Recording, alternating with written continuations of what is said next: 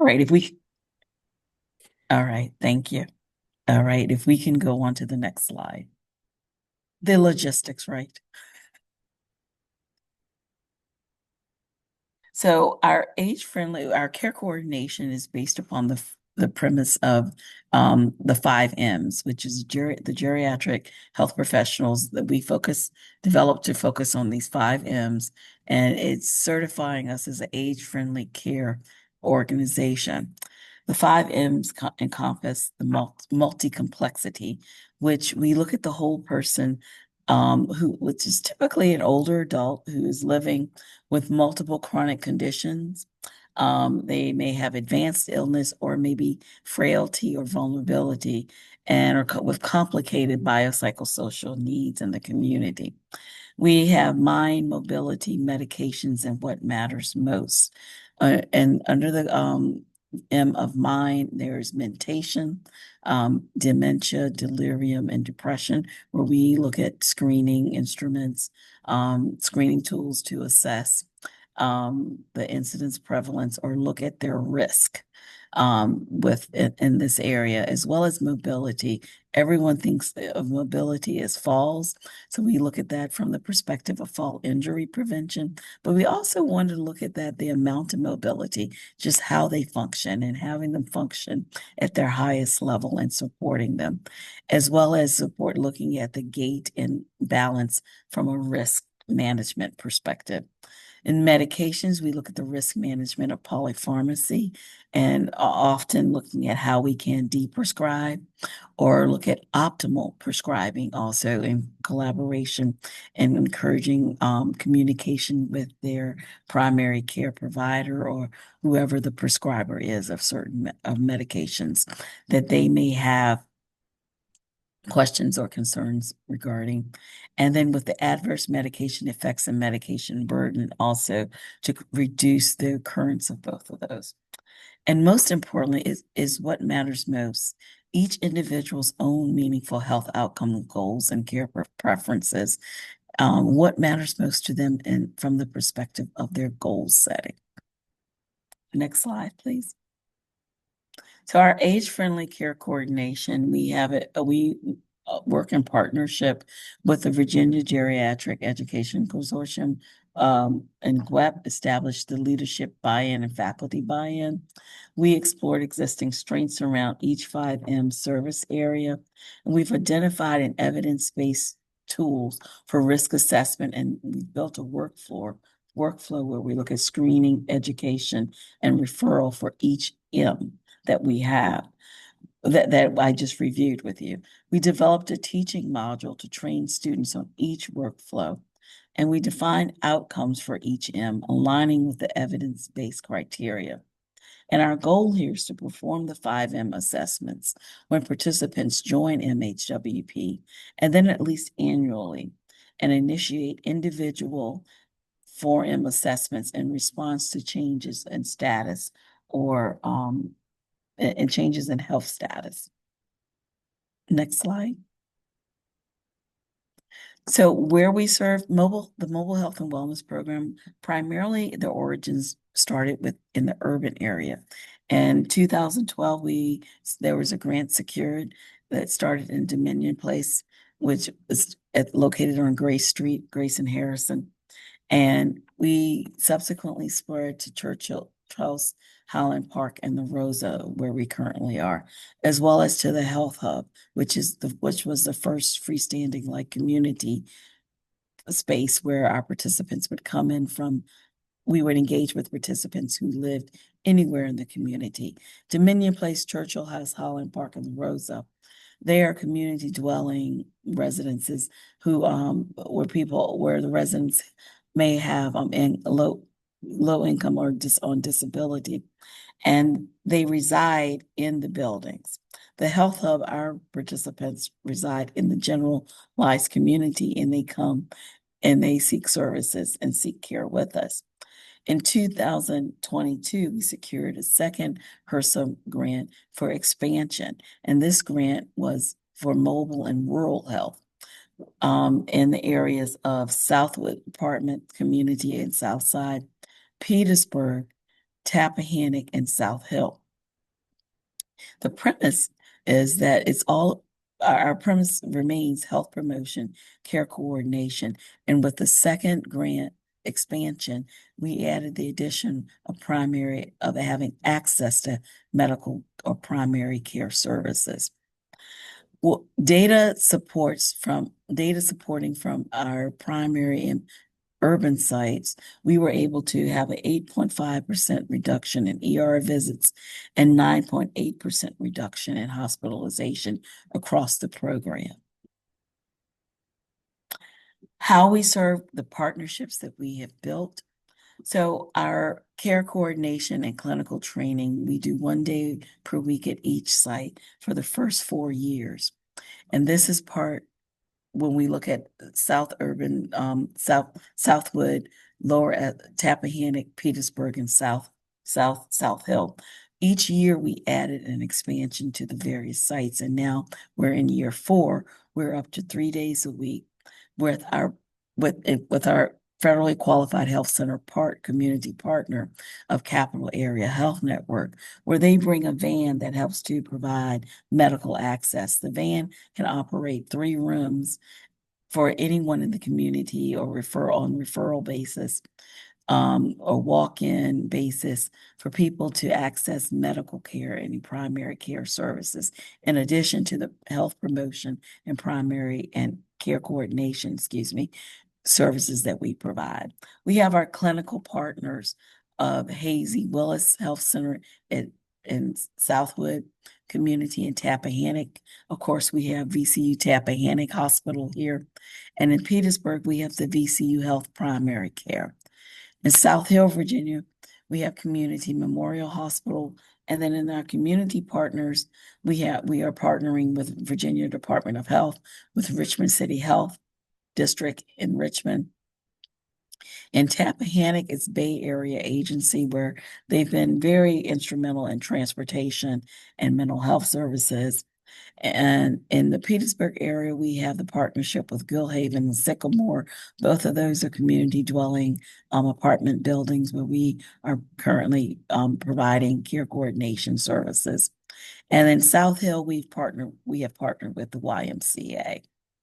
Our educational partnerships have expanded beyond VCU to include Rappahannock Community College and Southside Community College, as this is encompassing the perspective of the arm of being a workforce development training to expose students to rural health, as well as continue to expose them to training in underserved areas and communities.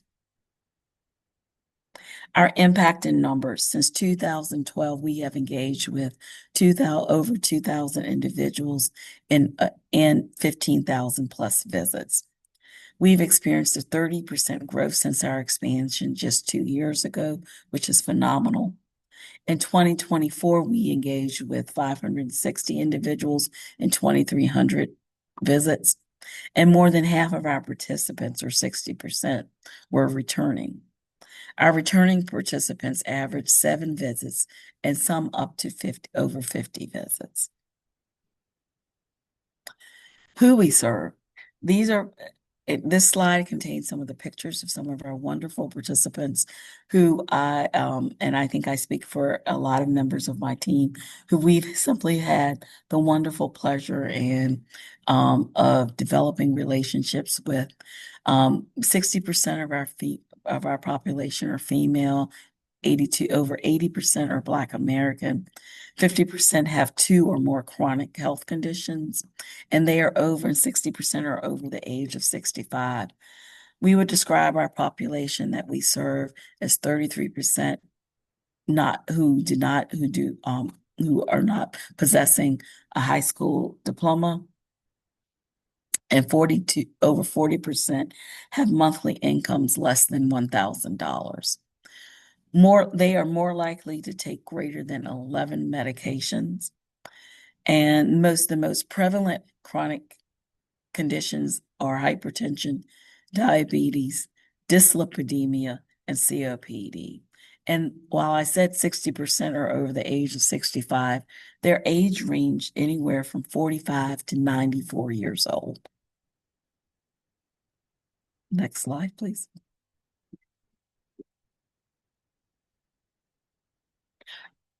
In 2024, we have our social needs screenings where the visits addressing needs were greater than 1,000. Our top four areas with health education resources and coordination include food nutrition, health insurance, transportation, health literacy. These two, this slide right here shows our social needs screenings of the top four with positive social needs, reflecting financial strain, food insecurity, housing insecurity, and transportation. And of the urgent needs identified were food insecurity, transportation, financial resources, and housing. The services provided to address these social drivers in 2024. When we look at food security, we provided 191 lunch meals. We provided 155 bags of produce, and we provided cooking and food prep tools of 146. Our new eyes for the needy referrals totaled 120 to address financial strain and health literacy. And we also looked at blood pressure cuffs, pill boxes, roll later adjustments and referrals totaling over 100 at 140, and furniture for new arrivals of 20.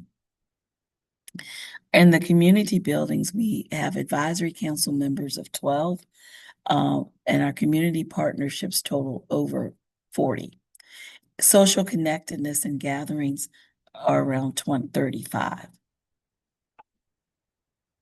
Addressing our clinical training sites for interdisciplinary healthcare professional students, we have faculty engaged in the disciplines of covering nursing, of course, pharmacy, physical therapy, occupational therapy.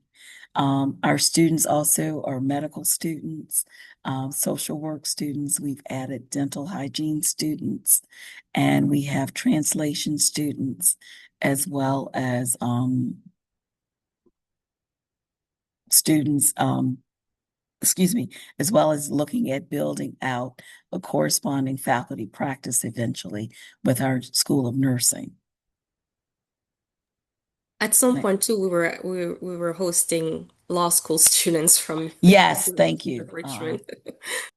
Yes, yes, we had a social work and law school students also with our medical legal part in collaboration with the University of Richmond and the Medical Legal Partnership. Thank you. We have this since 2012. We have had over 3,000 students participate with us. The second slide, the second box here, as you can see, we've had almost a 7-fold increase since 2012 in the number of students who have participated with our program, from 50 in 2012, which was the year of inception of the program, and then to 2025, this current year. In 2022, as you can see, we were leveling and maintaining a steady number of students. And then we've seen like a 50% increase since 2022 with our expansion. The next slide.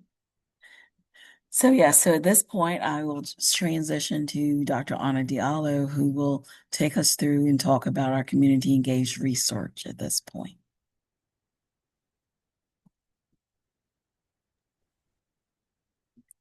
So I'm going to stop sharing and then try again.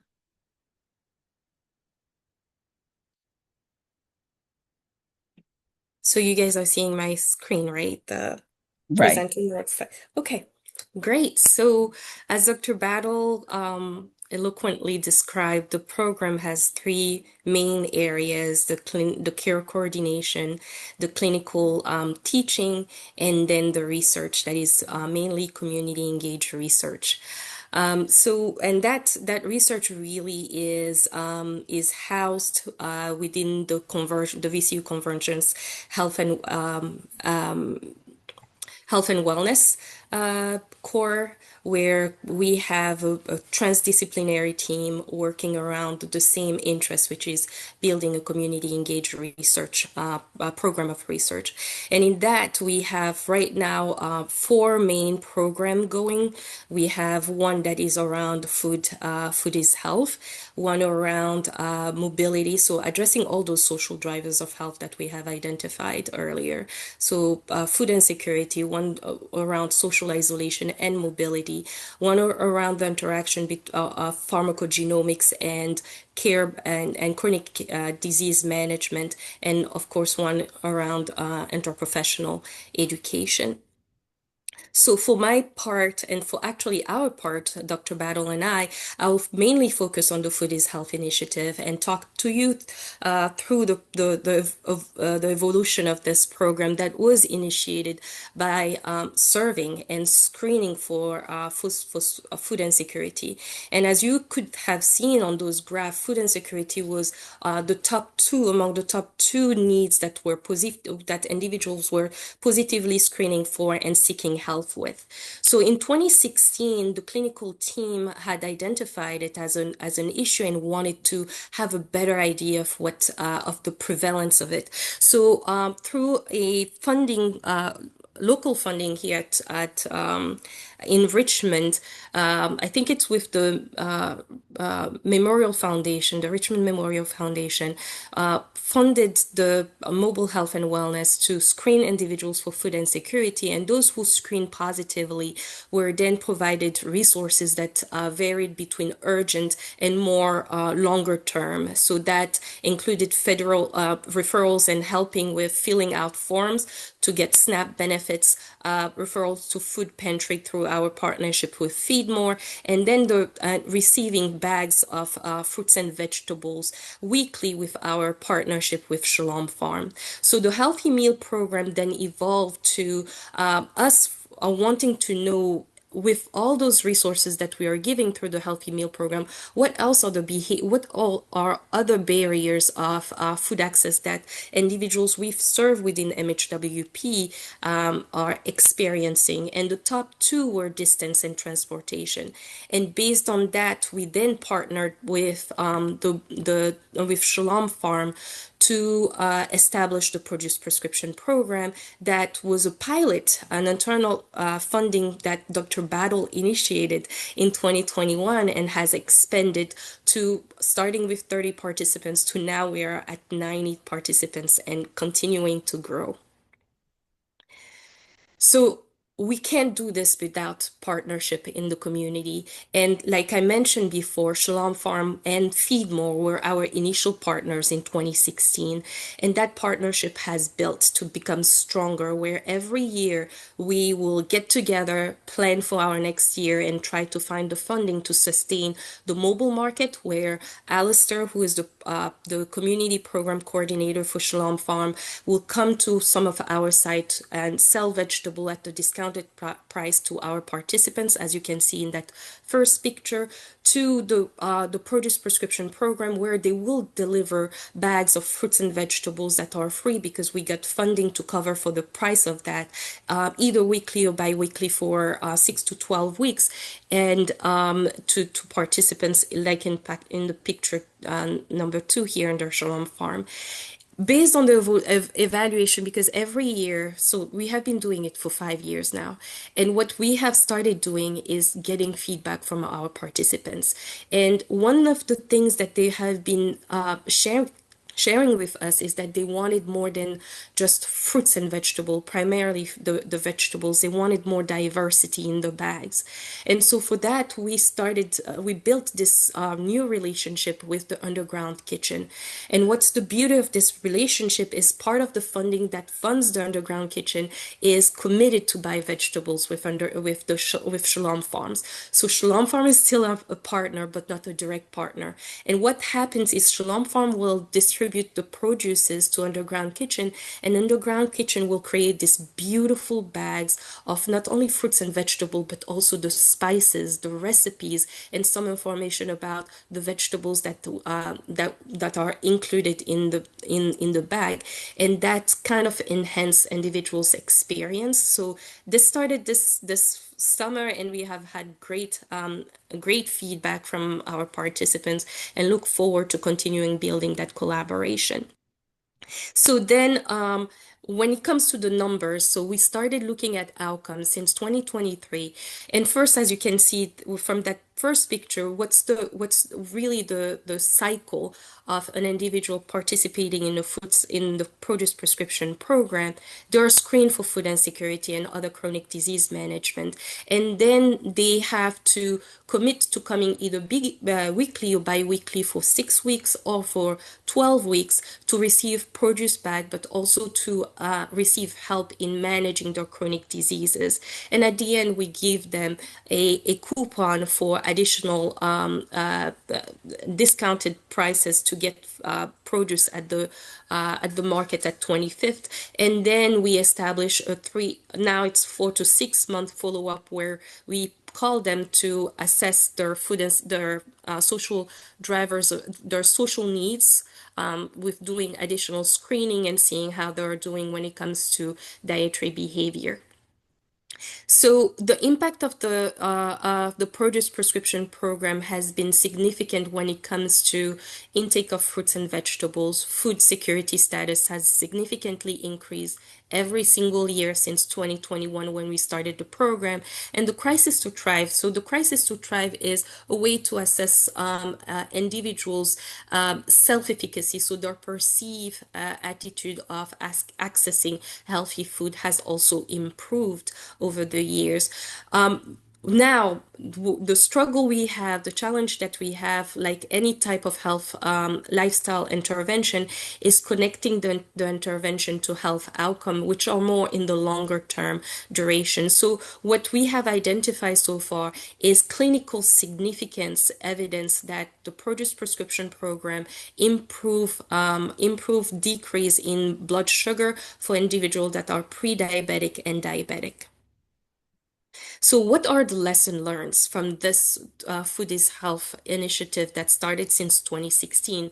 Is offering services over time builds the trust. So, individuals know that we are not there to check a box. We are there every single week, and we are expanding, and we are there with students. So showing them that we are committed not to only servicing their needs, but also training the future healthcare professional who will be taking care of them in the future. We also learned that diet-related social drivers of health, such as food insecurity, affordability, and the built environment, so transportation and distance to a grocery store, have a significant impact in behavior, such as consuming healthy food.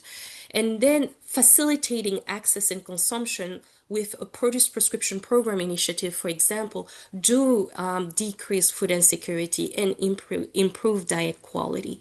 So the next step is building evidence that this intervention can improve health outcome. And the way we're doing it is, again, small but strong pilot studies. So the first that we are running right now with funding from the Santin Foundation earlier this year is to assess if duration will help us build the evidence for the intervention in health outcomes, and also adding an added component with the sustainability in mind. What does that mean is, first, we establish these multi-component PPP at new sites. So then we are able to identify what are the effective innovative strategies in enrollment in recruiting individuals at those newer sites, because they are in Petersburg. And then we added the food prescription, the food bags with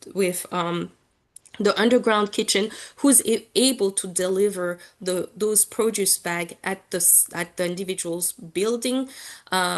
And then we added the community health worker at the table. So what that means is every 2 weeks, individuals comes down to see us in clinic.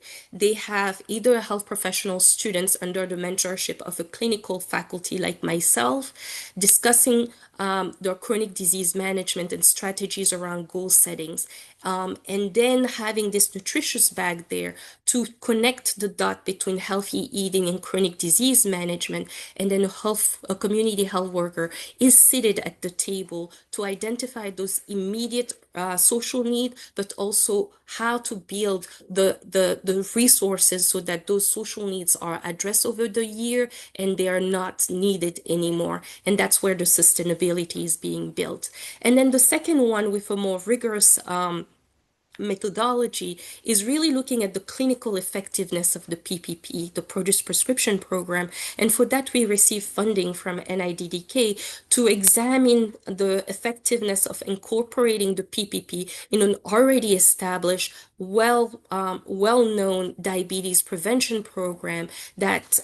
So the goal there is to see if the PPP will increase engagement and also health outcome of a diabetes prevention program versus the diabetes prevention program with a control arm, which is the diabetes prevention program. So the goal there is really to establish the evidence that the PPP or any other foodies health initiative can improve health outcome, that will then build the evidence for those next bigger grants, like a PCORI grant, where we can build the clinical effectiveness of the PPP on its own. And so with that, we want to thank our partners, the leadership at VCU, who have advocated for a program like that to start in 2012 with Dr. Pam Parsons and Dr. Patty Sladen from the School of Nursing and the School of Pharmacy. So the support has been first intramural within VCU, where the deans of these schools have seen the potential of this program and have advocated for the program to start and to grow. And that advocacy intramurally have led to initiatives where individuals like myself and Dr. Battle were able to be recruited. And I also see other collaborators in this call, like Dr. Price. We were recruited really to be able to expand on that, to build the clinical portion of the program, the research portion, and the education portion. So the funding was first intramural, and then we strategically built the evidence for health outcome that then have enable us to seek funding extramurally through foundation money and also now federal money. And with that, I'm going to stop sharing, and maybe we can We can have address a couple of questions. yes, absolutely. Yeah. So thank you so much for engaging in a robust conversation in the process of community engagement and establishing partnerships within the community for scholarship. We now have some time for questions. I see a few in the chat, so we'll go ahead and get started with those. Please continue to drop your questions in the chat, or if you would like to speak, use the raise hand feature and we can get you all answered. So yeah, we'll go ahead and get started with the questions in the chat. Do you have a partnership with the Petersburg Public Library? I know we do not have a partnership with them. Dr. Diallo may be able to expand on this more, but when we in 2022, when we had the expansion to the Petersburg area, we had a presence there, a routine presence there on on Wednesdays, where we would rotate through.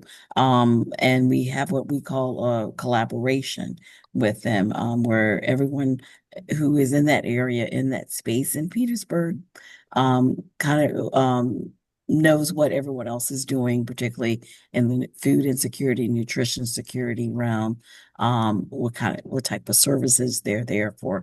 I know that there have been a lot of effort and energy and services centered around Petersburg in the area of mental health, food nutrition security, services and health literacy and youth services in that area, as well as oncology and cancer prevention, cancer detection.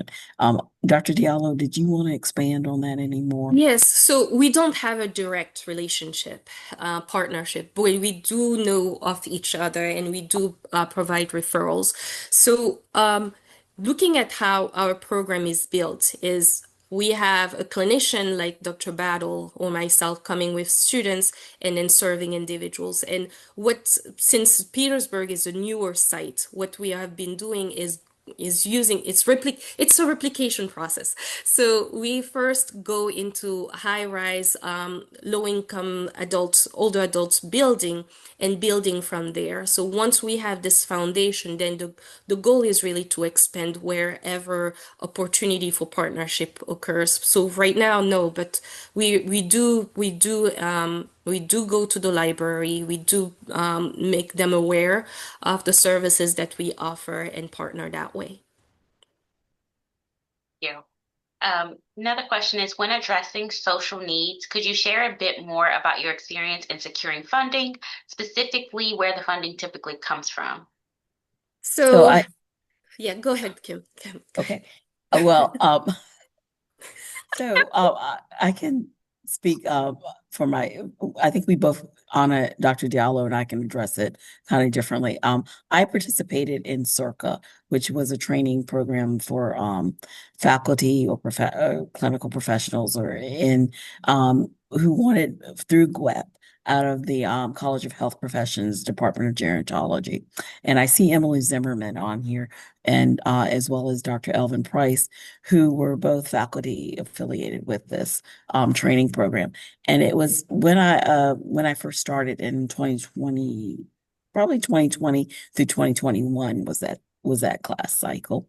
And that initially participation in that program helped me to develop the foundation for the PPP. It was a twofold from the perspective of feasibility, which I obtained internal grant funding from the VCU School of Nursing, our Office of Scholarship, Research, and Innovation, who Dr. Amy Salisbury is our Associate Dean, as well as, and she's also the principal investigator for our HRSA grant that we are currently working under with the expansion for mobile health and wellness program.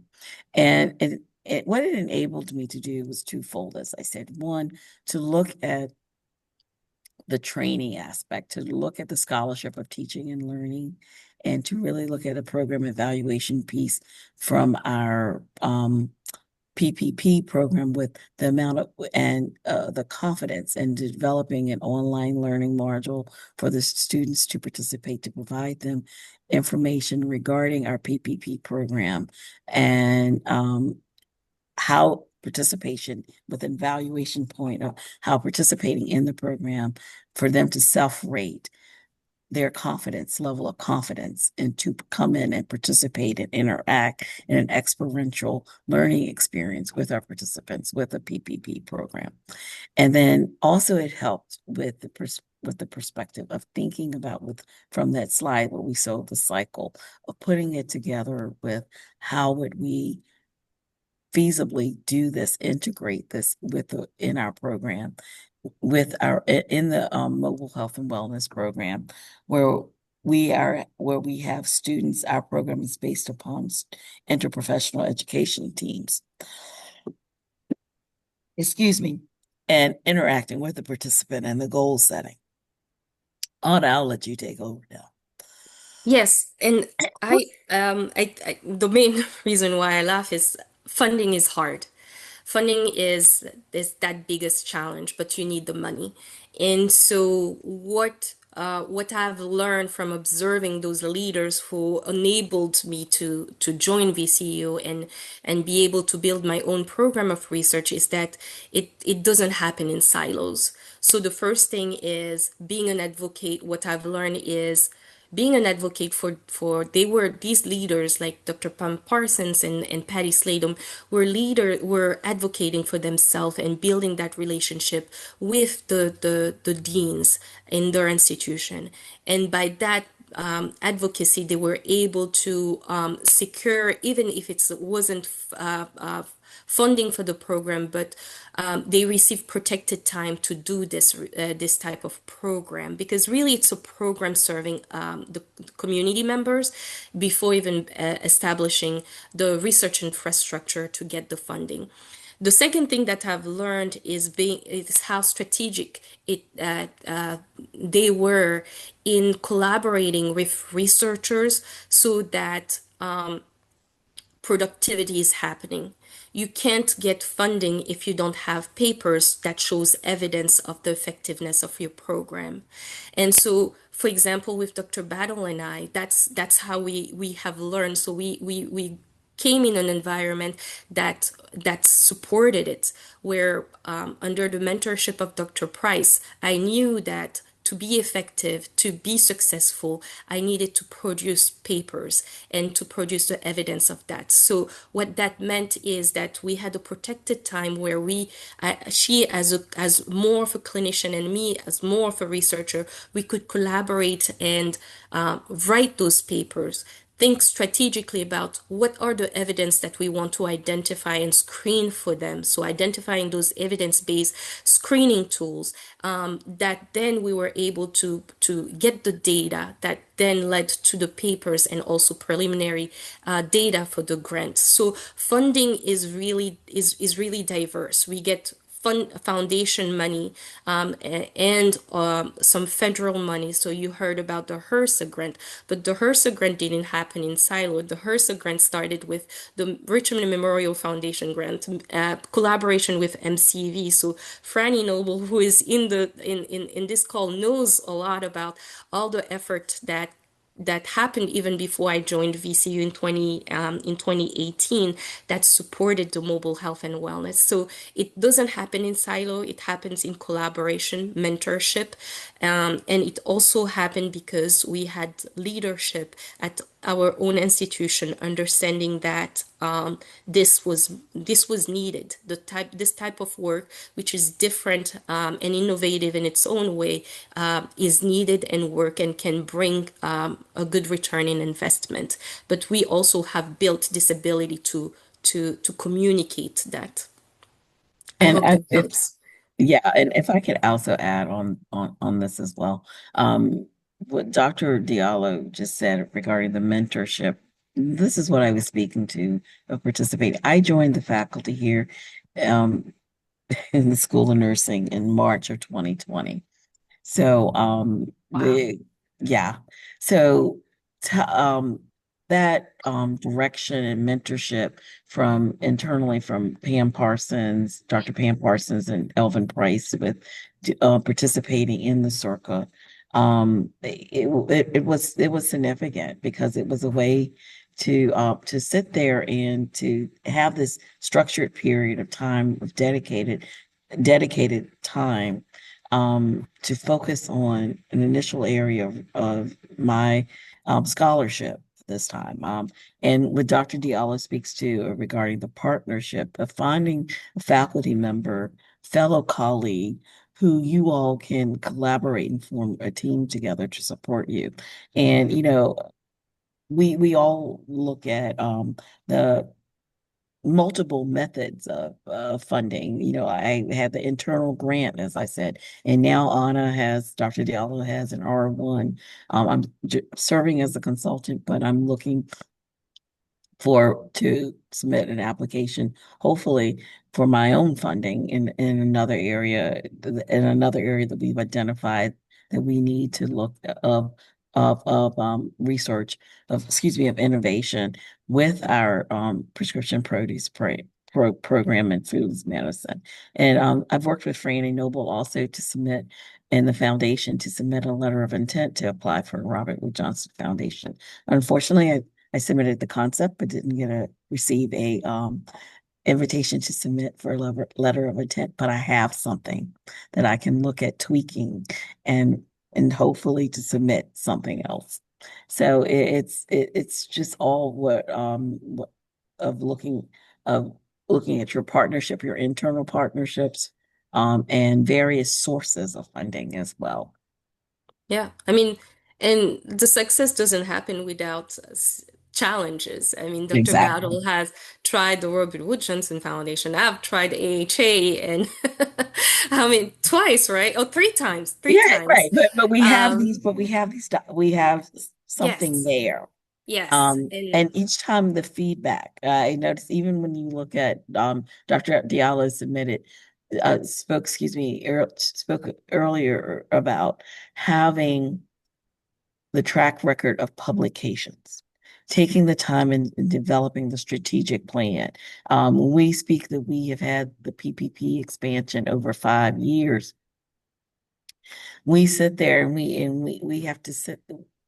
It's been strategic to plan. Okay, yeah, where are we now? Remember when there's a publication that we put out that um we had published regarding a SWOT analysis.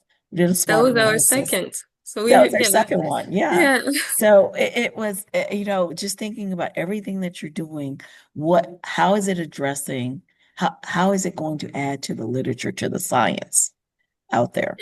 yes.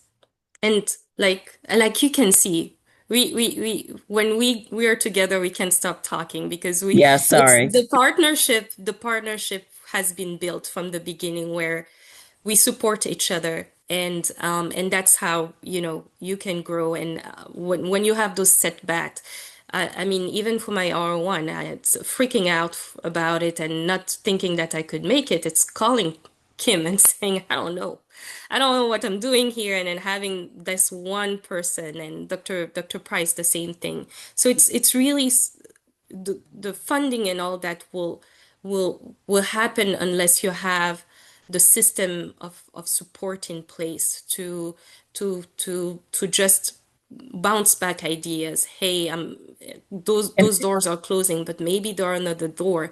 So, especially thinking in this environment where it's so hard to get funding, and where we can't really talk about social drivers of health the same way we used to a year ago. So having this support, and this internal support from your collaborator, but your leadership is key.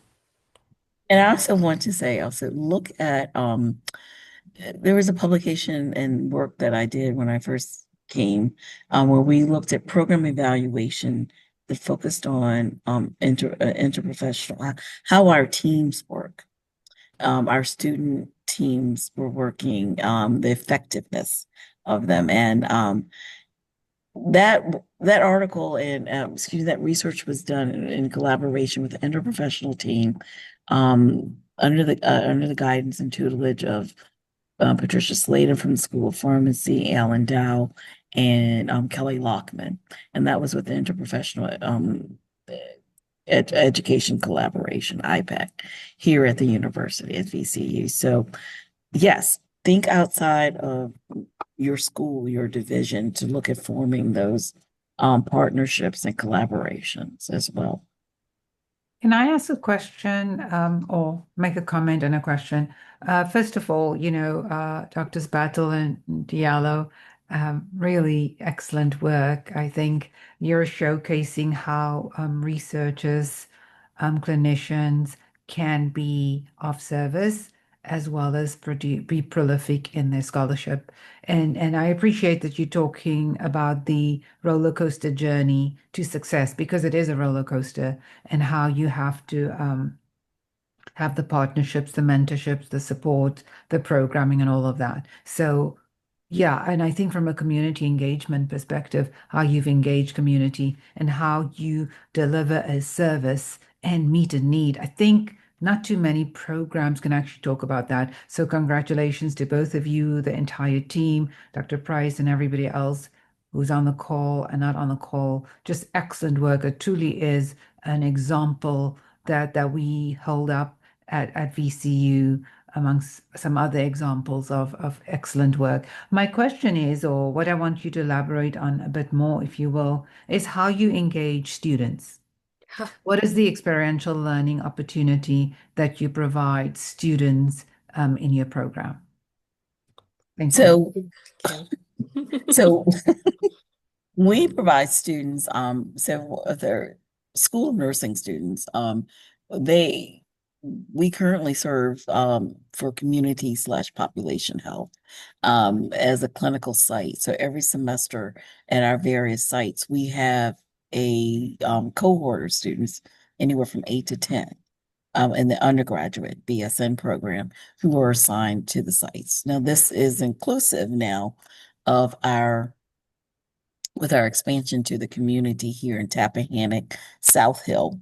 The Petersburg site is split on Wednesdays between they've added Between Petersburg Sycamore and and Gilhaven. and Gilhaven.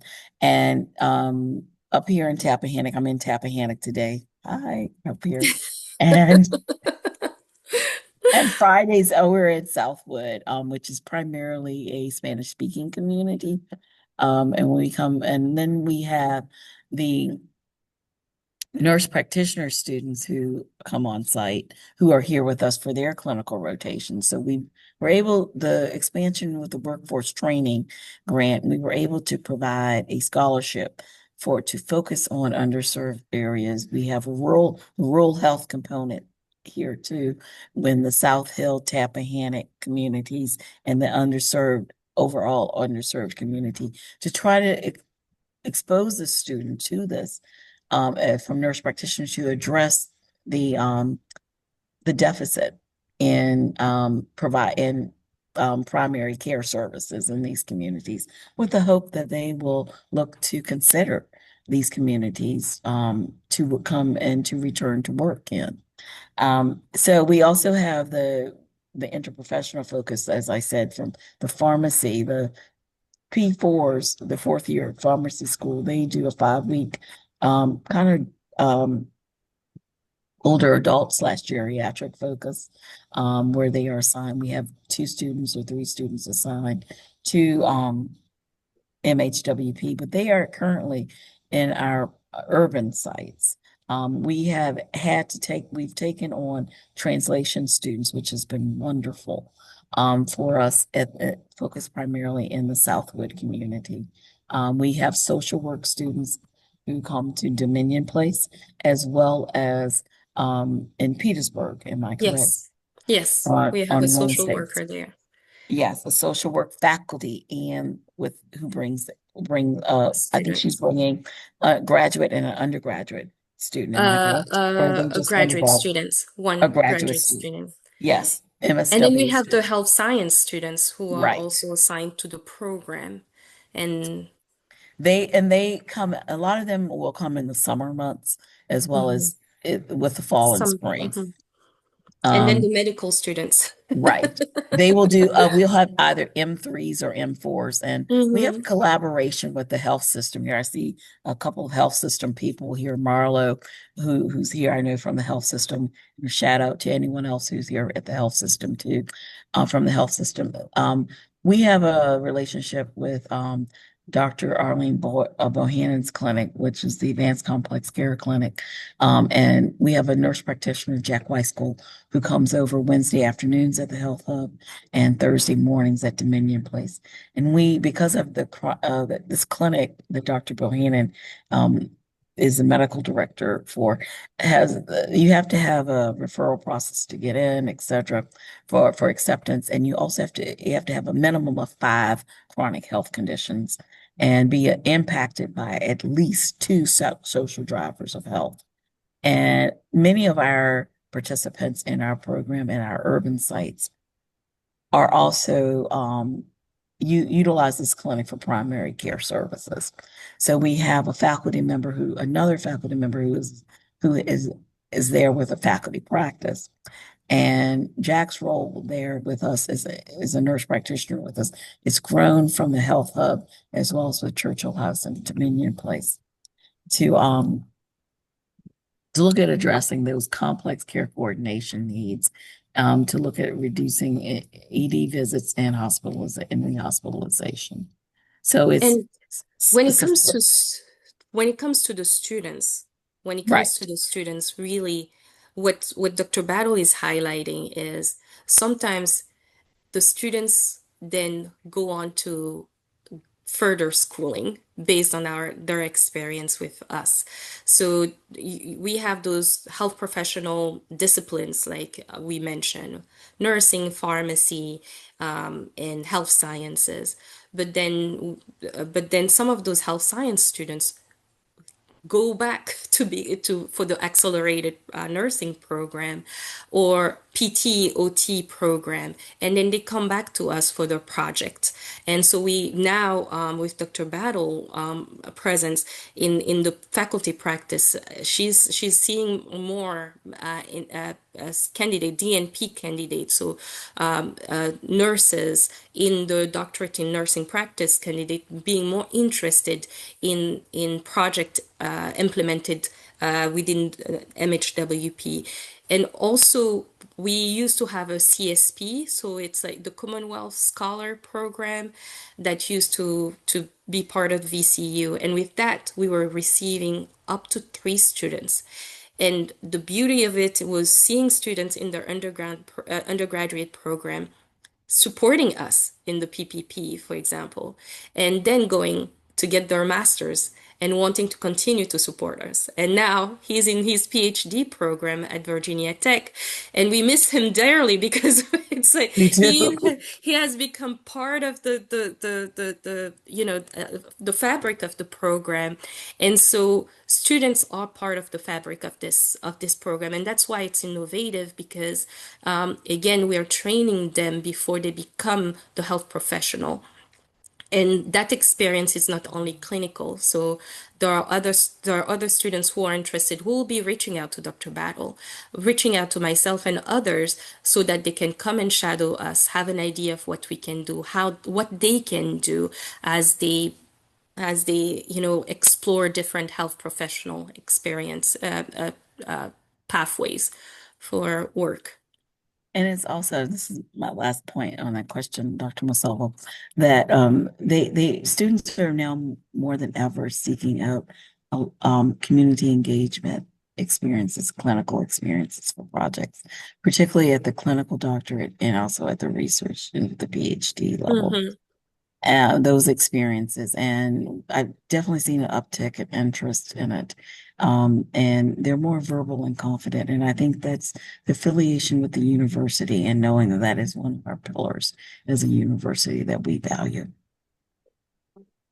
Well, thank you so much, Dr. Battle and Dr. Diallo, for sharing your expertise with us. We really appreciate your time as we enhance community engagement and VCU to build towards a thriving community.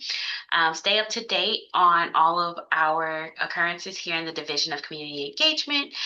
So consider subscribing to our newsletter. I will post the link here in our chat, as well as check out our annual report. It is informative of all of the amazing things going on.